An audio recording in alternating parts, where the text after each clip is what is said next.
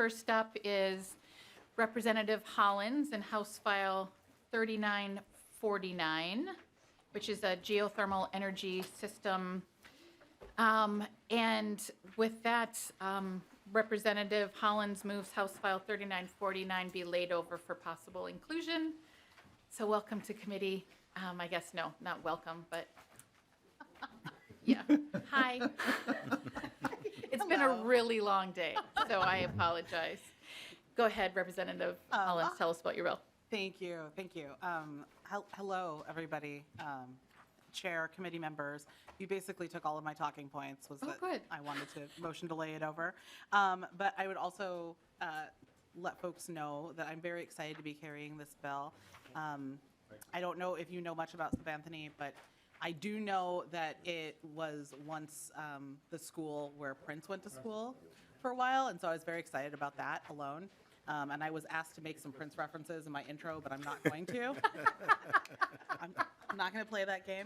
So in the interest of time, I'm going to go ahead and introduce Scott Redd, the president and CEO of Sabanthony Community Center, and Janet Brown, who is the project consultant and development support for Sabanthony. And I'm going to turn it over to them to let them talk about the project. Great. Welcome to committee. Go ahead and introduce yourselves and go ahead with your presentation. Good afternoon, Chair Ackles and committee members. My name is Scott Redd, and I'm President and CEO of Sabanthony Community Center. Thank you for taking the time today to hear about our bill and the Resilient Community Energy Project. Sabanthony Community Center is a 58-year-old African-American founded nonprofit located in the heart of South Minneapolis. Our mission is to provide people of all ages and cultures with essential resources that inspire them to improve their lives and to build a thriving community. In 1979, we were able to purchase this 188,000 square foot building that sits on 5 acres of land. And that's nearly 100 years old right now. For decades, Sabanthony has been a critical institution to the South Minneapolis community. During the civil unrest after the murder of George Floyd, more than 700 buildings were damaged or destroyed. Our building remained untouched, not a piece of graffiti, not a broken window, and it's because of our relationship that we've had with the community, because we believe in partnering to do with the community and not to the community. Second slide, please, Jen. Sabanthony is a one-stop shop for integrated community services.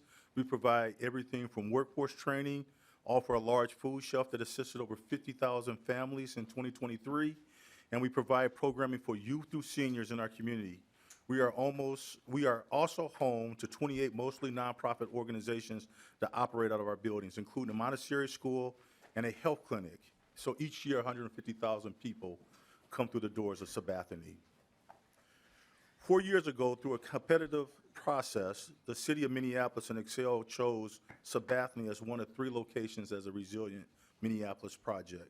The goal of the Resilient Minneapolis project was to establish 3 community hubs that could become non-wired power alternatives or centers isolated from the power grid, so that in times of crisis, such as weather emergencies, sustained power outages, or natural disasters, the hubs would be able to operate as community emergency centers.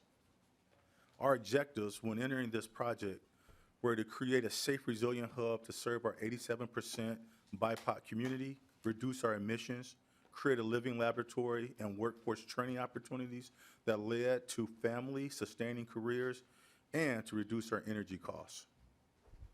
As I stated before, our building is nearly 100 years old and was incredibly inefficient when we started this project. Currently, Sabanthony heat is fueled from 2 giant natural gas boilers that we've named Thelma and Louise. Thelma and Louise are nearly 60 years old and on their last leg. You can see them here on the slide.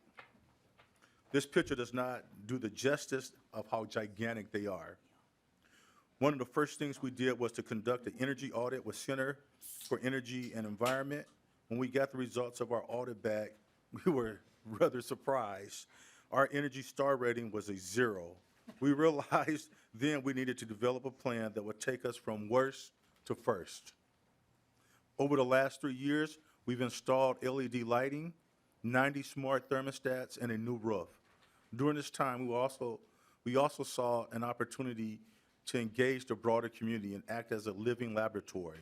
We develop environmental sustainability career pathways in our workforce training programs, helping to expose community members to these fast-growing fields.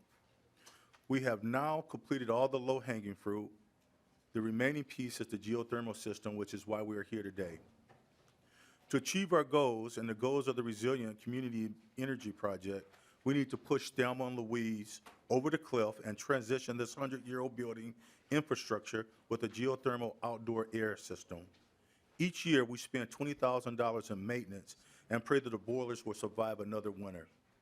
By replacing the 2 gas boilers and 104 air conditionings with a direct outdoor air system, geothermal system, we will reduce our natural gas consumption by roughly 106,000 tons per year, or $61,000 per year. This is money we would prefer to spend helping community members move from striving to surviving, let me take that back, from surviving to thriving. We also will cut our emissions by 1,100 metric tons per year. I will also quickly mention we are in the process of building a new 72 multifamily low-income housing project on our campus. There will be enough heating and cooling capacity within the geothermal system to extend to the new housing unit and likely beyond into the community. Lastly, I want to thank all our partners who have helped worked with us over the last couple of years. It has truly taken a village approach, and for that we are grateful. There's a lot more Janet and I can both say about this project, but in the interest of time, we wanted to keep it brief. We appreciate your time today and hope you will consider supporting our project this session, and I'm happy to answer any questions you may have. Thank you. Thank you so much for that presentation, and there's so many good things that you had to say. I'm going to turn it over to my colleagues if they have any questions. Is there anyone that, I'm sorry, actually, Ms. Brown, were you going to provide anything or no? No, thank you, Chair. I'm just here to answer questions afterwards, but I think we do have a couple other people testifying, though. Great. Well, okay, we have a couple of questions here quick before we open it up for, so Representative Swazinski? Thank you, Madam Chair. Just a quick question to either the bill author or the folks from the organization. What is the estimated lifespan that's left in the current furnaces? Minus 10. Oh, legitimately, like, That's, yeah, I'm sorry, I don't mean to be disrespectful. So, Chair and committee members, the current boiler system is well beyond its rate. We had one die last year. They cost about $20,000 to $30,000 a year just to get them up and running, but they have extended beyond their reasonable life, which was 50 years. They're about 68 years right now. So. Representative Swazinski? thank you, Madam Chair. And then just what's the cost just to replace those with new natural gas? We had thank you for the question. We had a detailed engineering study that was done in 2021. It was about a 10-month-long study. We looked at 12 different systems, including just replacing a like-for-like system. It would be a steam boiler versus a hot water boiler, but the cost of that was $10,470,000. And one of the challenges that we have with this building is that first of all, that there's so many steam traps throughout the building, about 214 steam traps. So those would have to be replaced. All the plumbing would have to be replaced. There's no currently fresh air system coming in, so we'd have to have a fresh air system. So the challenge is that even though there's an initial upfront cost for geothermal of $14.5 million, with the reduction annual cost savings of $60,000 for gas, and also the investment tax credits of $4.7 million, it actually is a lower cost to install a geothermal system than it is to do a like-for-like replacement. Representative Swazinski, any follow-up? Thank you, Madam Chair. And so let's just say, thank you to the testifier. If you do not receive this money, how will you pay for the current system replacement? Ms. Brown? Yeah, thank you, Chair and committee. So we are currently still in the process of fundraising other efforts. So we currently, the entire project, the geothermal is $14.5 million. We also have battery backup storage, which Xcel Energy will speak to, a solar array, and other components. So we've raised close to a little over 6 million for the entire project. This is the last piece of it. We do have an EPA Community Challenge grant that's outstanding right now. We hope to hear about that in the next couple months. That would provide 6 million in funding for this. We also have other funding through the city, state, county, the city and the county, and just we're constantly pursuing other fundraising efforts, so. Thank you, Madam Chair. So it sounds like you've already got 6 million in the bank, and this is for a total project of, you say, Ms. Brown? 14? And it Yeah. sounds like those other I'm funds sorry, are the already in the total, pipeline? I'm sorry, the total project is a little over 21 million, so. Okay. Sounds good. You're, And then, no, I appreciate that. And then just from a funding mechanism, just from a cost per, the Renewable Development Fund is not, this isn't necessarily, this is all ratepayer money, so these are people that are paying extra high bills to put money into these accounts. Just from an efficiency standpoint, if we're truly looking to, reduce carbon, how does this compare to other projects if we were just to build some solar or some wind someplace out in the country, like comparatively from a cost-benefit analysis? Have you guys looked into that at all, or? Yeah, Brown. thank you for, Madam Chair and committee. So we have been working closely with the Department of Energy and National Renewable Energy Lab in Colorado for the last almost 2 years on providing some data from their REOP system. So looking at all of those different scenarios. What would the battery size be? What would a solar array be? What would be the reduction in carbon emissions? The estimates that they've given is that based on the battery storage size and the geothermal system, it would be, first of all, reducing about 1,100 metric tons of carbon a year. That's like taking 275 cars off the road.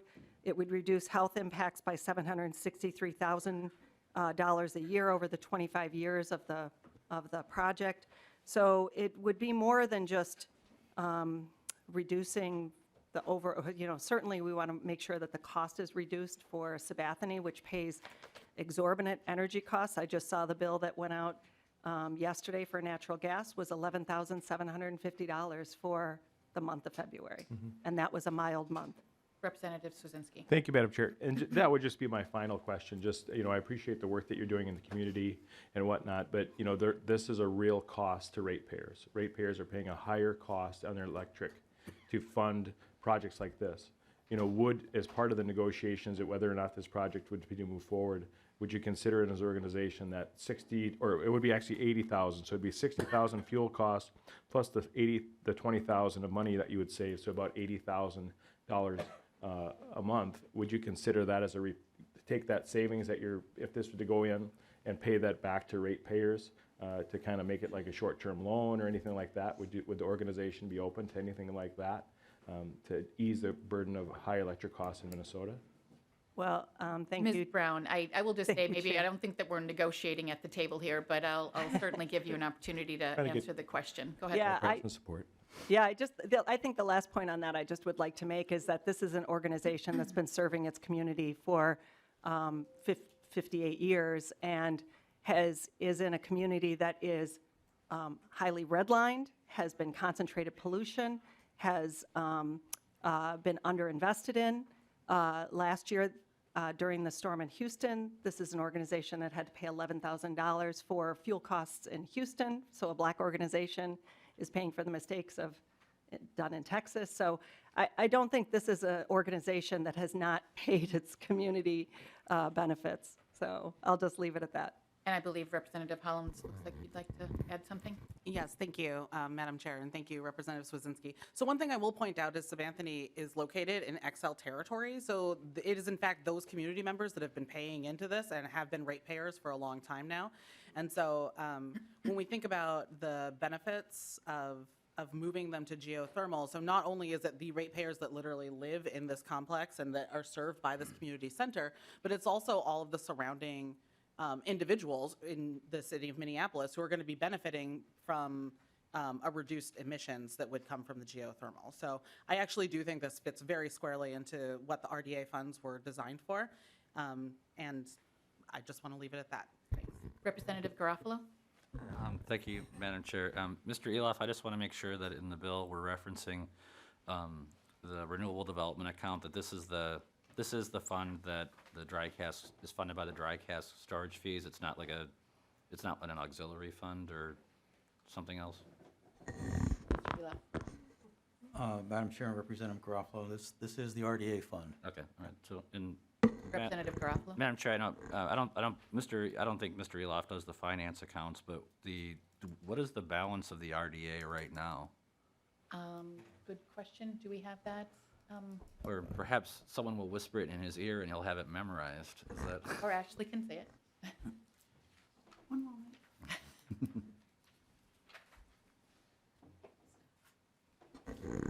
The number I'm getting from Mr. Molzon is 14.2 million. Is that? That's the end biennium balance. And so of the remaining 14.2 million, this project would take 10 million of that? I think the bill says 6 this year and 4 next, so it would be, that would be in a next biennium. No, that'd be the same biennium. 24 and 25 are the same. Thank you biennium. for that correction. Yep.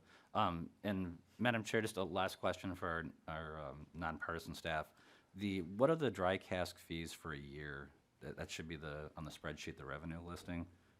I know every time a new cask is added at Monticello or Prairie Island, the fees go up. For fiscal year 24, fiscal year 25, do you have revenue numbers for those? Yeah, the revenues, thank you, Madam Chair, Representative Garofalo. The revenue for fiscal year 24 is 28.7 million, and then the revenue for fiscal year 25 is 23.9 million.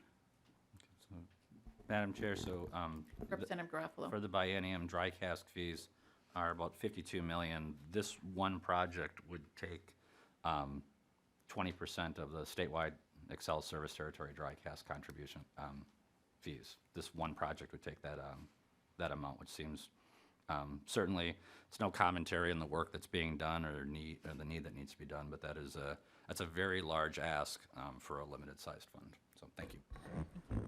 And last question before we open for the public testimony is Representative Meckland. Thank you, Madam Chair. I have a question within the design of the system that you're going to be putting in. It says on your handout that you're replacing the 2 boilers and 104 air conditioners with geothermal direct outdoor air system. What temperatures, exterior temperatures can that operate down to? Ms. Brown or Mr. Brett. Thank you, Madam Chair and committee. The heat pumps that are operating are insulated, and so we've been told that it can operate down to -20. We are actually in the design phase, though, considering this project is also part of the Natural Gas Innovation Act with CenterPoint Energy, and so we are looking at a small gas boiler as a backup for those coldest days, and we'll determine whether we end up, that's actually being considered as part of the project right now. Representative Meckland, do you have a follow-up? Thank you, Madam Chair. So the intent would be to have some kind of backup in the event. I do have a heat pump, and they told me 20, but it's right around 2 below when it kicks off. And so it's imperative that we understand our climate. I mean, this year was pretty favorable, but this last winter, but to that point, there does have to be a backup heat source. That's all I had, Mr. Chair. Madam Chair. Thank you. Okay, with that, we will open up. There's a couple people signed up for public testimony. Anna Johnson with Fresh Energy.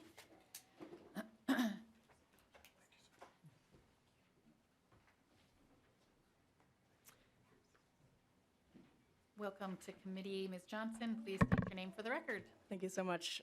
Good afternoon, Madam Chair and committee members. My name is Anna Johnson. I'm the Senior Manager of State and Local Affairs at Fresh Energy. Fresh Energy is a nonpartisan, nonprofit organization based here in Minnesota. For the past 30 years, we've been advocating for policies to achieve an equitable, carbon-neutral economy, and we appreciate the opportunity to testify on House File 3949. As you've heard, Sabathani Community Center has been a pillar of South Minneapolis since 1966 and continues to provide essential services to this community. As a resident of South Minneapolis, I'm personally grateful for all you do, And if you've been to Sabathani, you know it is a community hub where there's always a lot going on. Minnesota has made great strides in decarbonizing the electric sector, and as of 2023, we're on a path to 100% carbon-free electricity by 2040. Now, to avoid the worst impacts of climate change, we must turn our attention to other sectors of the economy, like buildings. The funding in this bill would provide critical support for the installation of a district energy geothermal heat pump system.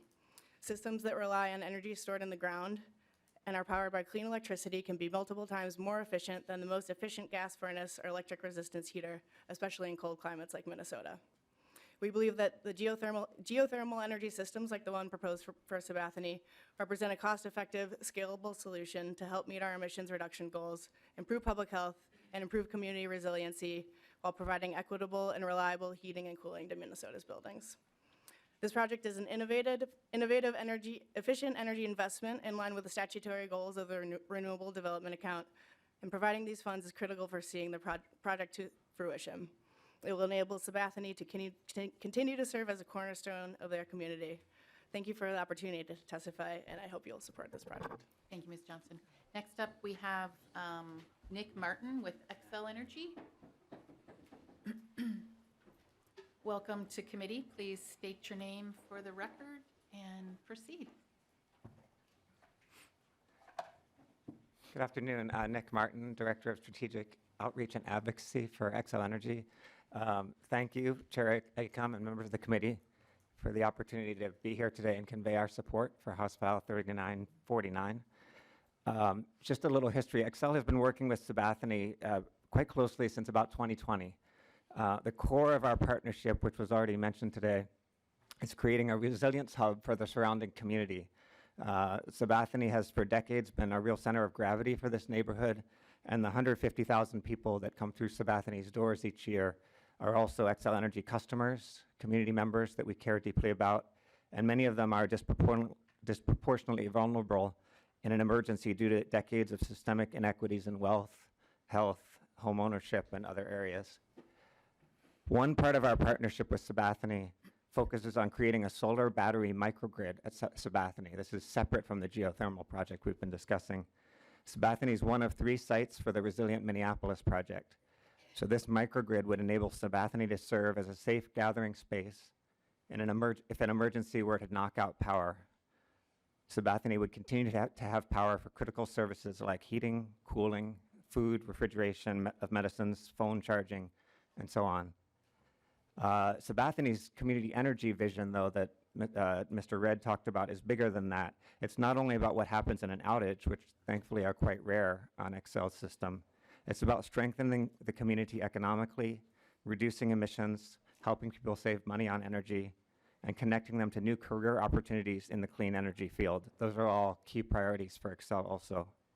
The centerpiece of Sabathani's vision is really to stabilize Sabathani's energy future by converting from these costly to maintain natural gas boilers to a state-of-the-art geothermal heat pump system. That system would at first serve Sabathani, but over time could be expanded into a network system to serve affordable housing that Sabathani is working on site and other buildings in the neighborhood. So to us, that as a gas utility ourselves, that's a really interesting example of networked geothermal and electrification of heating, which is a key part of Xcel's own ambition to become a net zero natural gas provider by 2050. We acknowledge the upfront investment here is pretty significant, and it can't be funded entirely through existing programs. There's significant private funding going toward the overall project. Xcel is making a big investment in the microgrid part of this community energy vision. We do think the RDA, which, you know, of course we know it's important to be really cognizant of how that money is spent. That money does come from our customers, but every year the legislature makes decisions around how to use it. We think this is an appropriate use of that money, fits very squarely within the eligible purpose around innovative energy projects that reduce demand and increase system efficiency and flexibility. And so if the legislature sees fit to support this project with RDA funds, Xcel would continue to support in other ways, including through our Energy Conservation and Optimization Act rebates and working with CenterPoint to provide support on the natural gas side. So thanks very much. Appreciate the chance, and I'm happy to take any questions. Thank you, Mr. Martin. Is there anyone else from the audience who wants to testify on this bill today? Seeing none, I open up for comments or questions by my colleagues here. I certainly, I appreciate the geothermal aspect of this and the potential for network geothermal. That's certainly, I think, an important path forward to decarbonize the heating and cooling of our buildings. So I appreciate that you guys are doing that, or that's a part of this project. And in the introduction, I think you talked about there being other community hubs like this one. Are they also moving forward? And I know that's not what we're here talking about today, but where are they located throughout the metro, if that's Sure. the case? Mr. Red. Cherry comes North Minneapolis Renewable Energy Partners, and then the American Indian Center in South Minneapolis. Nice. Up in Franklin. Well, thank you. I appreciate that. Representative Rarick. Thank you, Madam Chair. So I looked up your 990. I think this is your organization, and I'm just wondering if you could let me know what your net revenue was for 2021. Do you happen to know? We actually have our CFO here. Would you like to come up to the, excuse me, sir, can you come up to the microphone and introduce yourself for the record, please? Yes, I'm Jamel Duncan. I'm the CFO at Sabathani Community Center, and I believe it was $1.5 million. I wasn't there in 21, but I believe that's what it was. Representative Rarick? Thank you, Madam Chair. I'm pretty sure total revenue, line 12, for 2021 was 2.6 million, and prior year was 2.5 million. The only reason I ask is because if your total revenue was a quarter of the ask, that's a big ask. I'm not quite sure how you would replace your infrastructure with the total revenue in 2020, unless you've increased your revenue tremendously since 2021. But 2020 was 2.5, 21 was 2.6 million. Yeah, and if you're going to try to replace infrastructure for 10 million plus, I'm not sure how that works. So maybe in 22 you had the IRS only has through 21. That's what they have listed. So I'm just wondering if you have. Yeah, so our budget for 2024 is $4 million that was approved by the board. We've increased a lot of programming that we didn't have in the past. Due to COVID, they lost a lot of programming. And so right now we're increasing programming and things at Sabathani, creating an Environmental Sustainability Academy and other things. We're looking at constantly trying to increase programming to provide the needs for the community that they're asking us for services. So we're getting more funding from Hennepin County. Right now we have about 4 or 5 contracts with Hennepin County. Before they only had 1. And so and we're constantly applying for money to increase programming at Sabathani. Representative Rarick? Thank you, Madam Chair. Well, I've worked for many nonprofits throughout my time. I'm currently working for another one, and this is a big ask for an organization that hopes to have 4 million. This is a really big ask, just to put it in perspective. But my question to you, Madam Chair, is I don't recall us doing, at least before your tenure here, doing RDA money to nonprofits. I'm wondering if nonpartisan staff maybe has any history of us doing anything even remotely close to this, and maybe in this last, in 2023 we did some nonprofits. I'm not sure. I don't have that document in front of me, but I'm wondering if nonpartisan staff have possibly, if we've done this before. Is this a new thing we're doing in this biennium? Mr. Ela? Madam Chair, Representative Eric, nothing comes to mind off the top of my head, but you've given us something to do some research on, and we could check that out. Representative Rarick? Thank you. So in my recollection, and I think the researcher is accurate, we haven't done this sort of thing. And I mean, at its heart, this is more like HEAPR to a nonprofit. And yes, it could be saving some energy, it could be saving some pollution to the local community, but this is a really big ask for an organization that's a quarter of that. That's, their revenue is, as of 2021, was a quarter of this ask. So I have concerns as someone that actually is a ED for a nonprofit. I have concerns. That's an awful lot of money to ask for. If your gross revenue is on line 12 of the 990 for 2021 was 2.5 million. Did you have a response, Mr. Red? Yes, thank you. I appreciate Madam Chair. What I would say is that for far too long, BIPOC communities and organizations like Sabathani have not been invested in. And I say that coming from a place like Aon, which I served as the chief operating officer, and I look at the money that was afforded to organizations like that. And when I look at especially these black organizations that serve 150,000 people through our mission, and the lack of investment that has been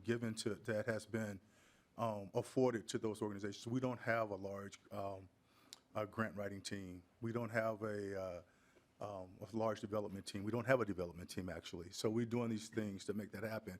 And to consider that we are serving 150,000 people and we're doing it mostly on our own dime is pretty incredible. And the fact that this organization, without much state support, can stay in business for as long as we have been, and that this is one of the first times that we're at this forum asking for assistance. We completed a community needs assessment, and it shows that our community believes in us, and they want this to happen. So what I would say is, what would happen to those 150,000 people that we serve if Sabathani was to disappear? When I first came on as the CEO of Sabathani, my phone rang every week from developers asking to buy that building because what you just stated, because of the underinvestment there. They wanted us to sell that building.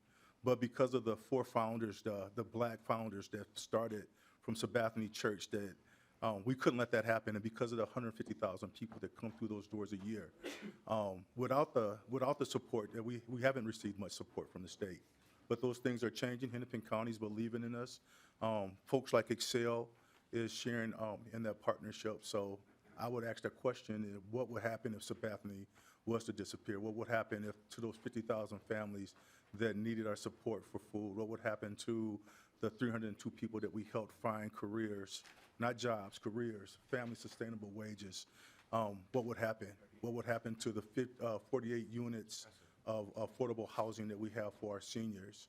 And that's more of the question. So I think that's something that I would like to pose to this group as well.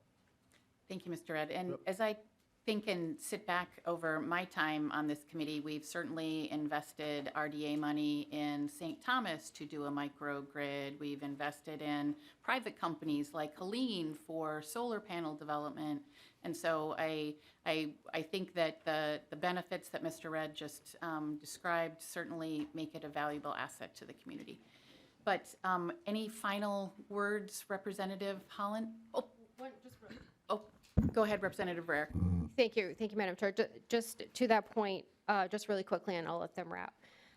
So in the 2021, again, the most recent 990, it also shows that government grants received was 1.4 million, again, of that 2.5. So, and their other contributions, gifts, grants was 731. So again, I would say this is 10 million is a big ask in relation to that. Thank you, Representative. Representative Altendorf. Yeah, thank you, Madam Chair. And I'm not sure, the question might actually be to you or to the Excel testifier that was up here. But my question is, as a committee, because in 2023 we passed the 2040 carbon-free energy bill, so we are looking at the RDA, which was just testified, 28.7 million, and then the next year, 23.9 million, I think, if I can see my numbers. So what I'm wondering as a committee, and like I said, I'm sorry, I don't know who I'm directing this question to, but have we done some sort of cost analysis of where those dollars are being spent to get us to this big energy goal that was already passed? And what projects are going to that, which is going to get us to that goal? Has there been an analysis done that is showing where, you know, like, where we're putting the dollars that we have accessible to get us to the 2040 goal? Is there some sort of analysis on these dollars so that we're doing the very best to, you know, reach that plan? There isn't an analysis that I know of. What I will say is that the dollars in the RDA are never going to be sufficient to achieve the 100% goals, and so they are going to be tools that we can use to help get us there. Did you have any follow-up question? No, thank you, Madam Chair. I just think as the Energy Committee, I mean, this is, I don't think this is a naive question. I mean, I think this should be expected of us, of the taxpayers of the state of Minnesota and the ratepayers to Excel Energy, and that we are putting our dollars where they're going to have the biggest impact. Thank you. Thank you. Representative Kraft? Thank you, Madam Chair. This is more of a comment. I appreciate Representative Rarick's point that this is a unique request. It's a sizable request. It's something I think we have to, out of the ordinary, it's something we have to carefully consider. But I also really want to appreciate Mr. Red's focusing of our thought process on this, because I disagree with the analysis that because of the size of your budget that you're able to pull together, that is the determining factor of this type of what you're asking. I think it's more about what is the impact that you're having and the number of folks that you are serving. I think when you're talking about, and especially in a community that has been underserved and underinvested in. So if we're going to apply this, how much is the size of your budget in a situation like you're in? I think it's a faulty premise. So again, I think it's a unique request. I think we have to carefully consider it, but I really appreciate you focusing us on things that I think matter. Any closing remarks, Representative Hollins? Thank you, Chair. Thank you, Committee. I appreciate the conversation that we're having here today.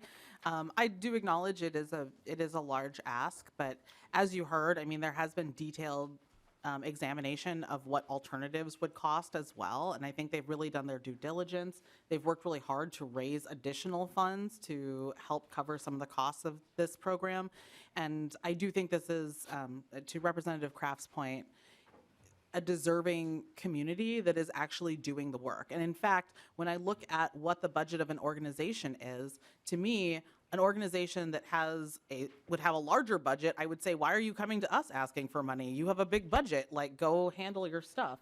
But when we're talking about communities that are really working with disadvantaged individuals and historically unrepresented individuals, it makes a lot of sense that we as a state and as entities like Excel can come together and help to support them in something that's not only going to benefit the folks who actually utilize Sabanthony, but also the surrounding communities as well. So I would encourage your support. Thank you.